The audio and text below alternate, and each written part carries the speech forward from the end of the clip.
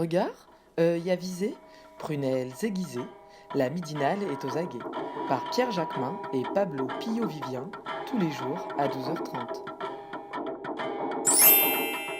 Bonjour Jérôme Ourdeau. Bonjour. Merci d'avoir accepté notre invitation.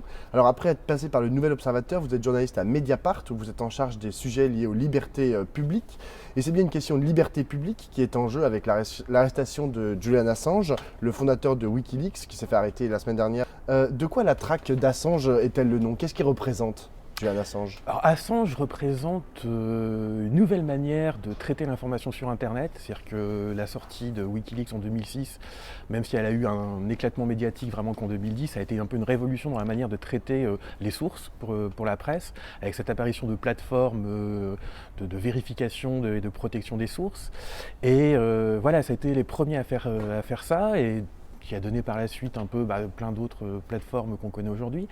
Et en gros, dès 2008, il y a eu un mémo de l'armée américaine au sujet du Wikileaks, annonçant que la création de Wikileaks était l'ouverture d'une nouvelle ère reposant sur la confiance, donc en sphère ces plateformes, et que ça allait créer un centre de gravité attirant des sources et d'autres plateformes. Et on peut voir donc des cas à l'époque, ils avaient déjà bien prévu l'avenir, et que donc dans ce mémo, ils disent qu'il faut détruire cette confiance en faisant une politique de tolérance zéro, en poursuivant, en faisant perdre leur emploi, en décrédibilisant toutes les gens qui participeraient à ces plateformes. C'est écrit noir sur blanc, et c'est exactement ce qui s'est passé. C'est-à-dire que Chelsea Manning est en prison, Edward Snowden est en exil à Londres, en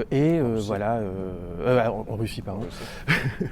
Et Julian Assange, après avoir passé 9 ans reclus dans une pièce de 18 mètres carrés, finit à son tour en prison, quoi. Alors vous dites que c'est une plateforme, vous dites pas que c'est un organe de presse Wikileaks? Si, c'est un organe de presse qui s'exprime sur une Justement, plateforme. en quoi c'est un organe de presse et en quoi, parce que d'aucuns disent qu'ils font pas assez, notamment Snowden par exemple a dit qu'ils font pas assez d'éditorialisation, qu'ils font pas assez attention à la façon dont ils mettent en ligne les contenus. À ma connaissance, il avait dit ça à propos donc d'Hillary Clinton, en disant qu'il n'y avait pas eu assez de curation. En même temps, après, il a réitéré son soutien à Wikileaks. Pour moi, c'est une agence de presse. C'est une plateforme dans le sens où, quand vous allez sur AP Photo ou Reuters Photo, vous avez une plateforme avec des photos, vous piochez dedans. C'est une agence de presse d'un nouveau type, dont le travail n'est pas d'apporter des informations, mais d'apporter des documents en les vérifiant et en protégeant les sources. Et en ce sens-là, oui, c'est ce qu'on disait tout à l'heure, c'est un nouveau média, c'est un nouveau type de traitement de l'information qui est totalement nouveau, et c'est un organe de presse nouveau. Et on voit bien le succès maintenant des consortiums de journalisme, d'investigation qui est incontestable, c'est eux qui ont posé les bases de ça. On peut dire que sans Assange, il y aurait eu d'autres personnes pour le faire. Le fait est que c'est lui qui l'a fait, quoi. Alors pour l'instant, le seul acte d'accusation à son encontre aux États-Unis, c'est d'avoir voulu aider Chelsea Manning à pirater un mot de passe. C'est passible de 5 ans de prison. Pourquoi la justice américaine n'a pas plus chargé la barque? C'est un peu la grande question, et la question c'est de savoir est-ce qu'ils vont sortir de leur chapeau dès qu'il aura mis le pied sur le sol américain d'autres charges. Le problème c'est qu'il y a le premier amendement aux États-Unis qui protège la liberté d'expression, et si Julian Assange était poursuivi pour ces leaks, ça impliquerait que tous les gens qui ont participé à ces leaks seraient poursuivables. Donc le New York Times, le Spiegel, Mediapart, Libération seraient aussi impliqués. Et ça a été un imbroglio juridique qui date d'il y a longtemps. C'est-à-dire qu'on sait que l'administration Obama avait abandonné l'idée de faire des poursuites, de lancer des poursuites, en raison de ces difficultés. Après, il y a la question des accusations d'ingérence russe, et donc d'espionnage, qui aurait été un autre angle d'attaque, qu'a priori, pour l'instant, ils ont abandonné. Donc on dirait qu'en tirant les fils, ils ont trouvé que ça, comme élément matériel, qui ne soit pas relié à son travail de journaliste, et pour le poursuivre. Mais après, on ne sait pas, on verra dans... Il y a des risques que ça a pu... tu trouves d'autres actes? On ne sait pas, parce que moi, cet aspect-là, cette anecdote-là, où a priori, ils ont accès à des chats internes... entre Chelsea Manning et entre Assange, j'en avais jamais entendu parler. Donc c'était un peu la surprise. Est-ce qu'ils ont d'autres billes derrière, avec les services de renseignement, pas que les Américains, tous les services de renseignement? On peut faut toujours rester sur ses gardes. Pour l'instant, il n'y a que ça. Mais même s'il n'y a que ça, c'est déjà pas mal, quoi. Alors, vous avez mentionné l'ingérence russe. Alors, Julian Assange a reconnu avoir délibérément leaké les informations sur Hillary Clinton au moment de la convention démocrate. Et après, il y a eu notamment des liens qui ont été plus ou moins, enfin, justement, qui n'ont pas été établis justement entre un groupe de hackers et le groupe de hackers qui aurait abouti à ces leaks. Et les services secrets russes.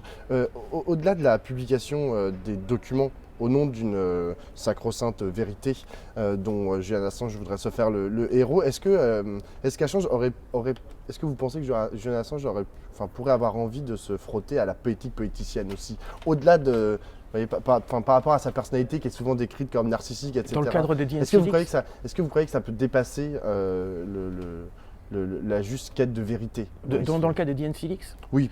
Oui, dans le cas des DNC Leaks, il y a beaucoup de gens qui pensent qu'il a fait une erreur stratégique. C'est-à-dire que notamment en calant le timing, or ça c'est discutable, c'est-à-dire que tous les journalistes, tous les journaux essayent de calibrer la publication d'une info pour maximiser l'impact. La question c'est est-ce qu'il avait conscience que c'était les Russes qui étaient derrière? Mais là on n'était pas dans sa tête, c'est dur de dire. Après il a fait, je pense, l'erreur claire d'avouer publiquement, de revendiquer publiquement sa haine et sa volonté de blesser, c'est le mot qu'il avait employé, blesser Hillary Clinton par ses leaks. Donc dans ce cas-là, c'est vrai qu'il a passé une ligne rouge. Après, on parle d'un mec qui vit depuis 6 ans enfermé dans 18 mètres carrés avec comme seule fenêtre sur le monde Twitter. Et on parle d'Hillary Clinton qui avait promis aussi de détruire Wikileaks, qui avait fait d'un ennemi d'État Wikileaks, un ennemi d'État. Donc voilà, ça fait partie, ces petites phrases politiques, ça fait partie un peu de son reproche au personnage, un peu de son pétage de câble depuis quelques années, où il sort des trucs qu'on n'arrive pas à comprendre, où il se décrédibilise lui-même. Voilà, pour moi c'est anecdotique. Pour moi, toutes ces petites phrases politiques qu'il a pu lancer ces dernières années, pour moi c'est anecdotique. Mais est-ce que le déballage absolu de toutes les vérités, en l'occurrence liées aux affaires de l'État et aux affaires politiques, est-ce que c'est souhaitable? Est-ce que vous pensez que c'est souhaitable? Oui, je ne vois pas pourquoi tout ce qui est public, comme vous posez dans votre question, vous parlez de public, oui, ce qui est public doit être public, c'est dans la définition dans la définition du mot, quoi. Ce qui doit être privé, c'est la vie privée, la vie des citoyens. Et c'est justement ce que dénonce Julian Assange et puis tout ce mouvement qu'on appelle cypherpunk auquel il faisait partie, c'est qu'on est face à un miroir sans teint, c'est qu'on est face à des dirigeants politiques et économiques qui savent tout sur nous. Et nous, en tant que citoyens, nous ne savons rien sur eux. Oui, il y a une asymétrie. Il y a une asymétrie, ce qu'il appelle l'asymétrie de l'information. Et il propose de renverser cette asymétrie. Les comptes d'entreprise doivent être publics. Les travaux des parlementaires doivent être publics. Les comptes des partis politiques doivent être publics. Oui, les discussions, par exemple, diplomatiques doivent-elles être publiques? Oui, je pense, oui, totalement. Il y a eu beaucoup de discussions autour de débats entre Julian Assange et d'autres activistes sur certains leaks. On lui a reproché d'aller trop loin dans la transparence. À chaque fois, sa réponse a été quelle vie j'ai mis en danger? Quand on disait qu'il mettait en danger. On n'a jamais pu lui répondre. Je me souviens d'une polémique qui était à propos des docs Snowden, où il citait le cas d'un pays qui s'appelait le pays zéro, qui était un pays qui était surveillé entièrement. Toute la population était sous surveillance. Et Snowden, Greenwald, a refusé de donner le nom pour protéger les opérations américaines là-bas. Et Assange avait dit que c'était pas normal, que s'il n'y avait pas de citoyens de seconde zone, il avait donné le nom de ce pays qui était l'Afghanistan. Moi, je suis totalement de ce côté-là. Je pense qu'il n'y a pas de raison que les Afghans ne sachent pas qu'ils sont sous surveillance totale, même si c'est pour protéger des actions américaines. Et ce n'est pas aux journalistes de faire le travail d'offuscation, de dissimulation, que n'arrivent pas à faire les politiques. C'est pas à nous de nous censurer. Quand on a une info, on doit la publier, socialement, en danger des vies, bien entendu. Mais c'est pas à nous de nous dire ah non, qu'est-ce qu'on va faire de cette info? On va faire non. Quand on met en danger des vies, bien entendu. Mais ce qui n'a jamais été le cas, à ma connaissance, dans les docs de Wikileaks, quoi.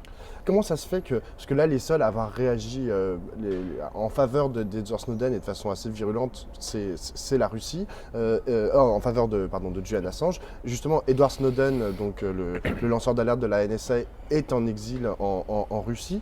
Comment ça se fait que la Russie soit devenue le lieu de défense de nos lanceurs d'alerte et journalistes? Je pense qu'ils se frottent les mains. C'est que ils jouent là-dessus, ils appuient où ça fait mal. Les États-Unis se sont lancés dans une guerre contre ce nouveau mode de journalisme qui menace effectivement leurs opérations. C'est vrai qu'ils ont pris cher, faut le dire. C'est-à-dire qu'entre les câbles diplomatiques, les Iraq Wars, les Afghan Diaries, et puis récemment, Wikileaks avait encore sorti Vault 7, qui était une série d'outils utilisés par les CIA pour les attaques ciblées. Il y avait eu la surveillance des élections françaises de 2012 aussi, qui avait été sorti. Donc voilà, je pense qu'ils sont dans un combat. C'est-à-dire que sur Snowden, il y avait eu un documentaire où on voyait des agents du renseignement disant qu'il était hors de question de lui pardonner. C'est-à-dire qu'ils sont dans une vengeance personnelle. Genre, il ne faut pas laisser passer, il faut montrer l'exemple.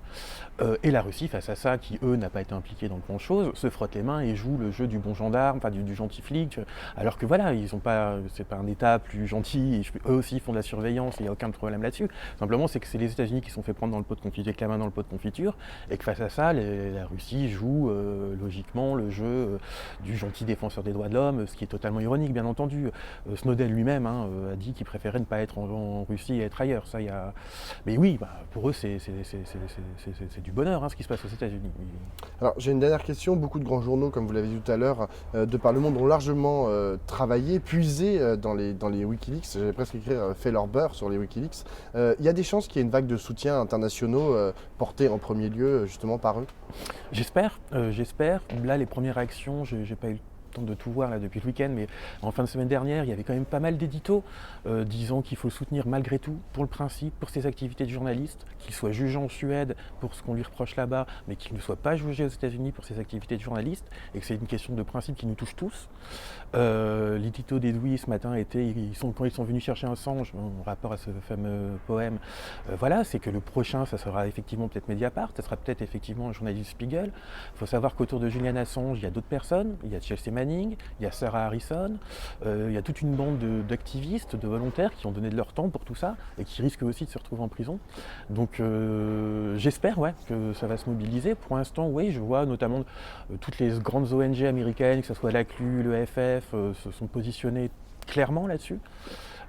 J'espère que ça va continuer, qu'il y aura même de la part de journaux qui ont pu être très critiques vis-à-vis de Julian Assange, qu'il y aura quand même une prise de conscience de principe, et puis qu'on peut dire ce qu'on veut du bonhomme, mais que le journaliste, lui, ne doit pas être inquiété pour ses activités de journaliste. Merci beaucoup Jérôme Mourdeau. Merci à vous.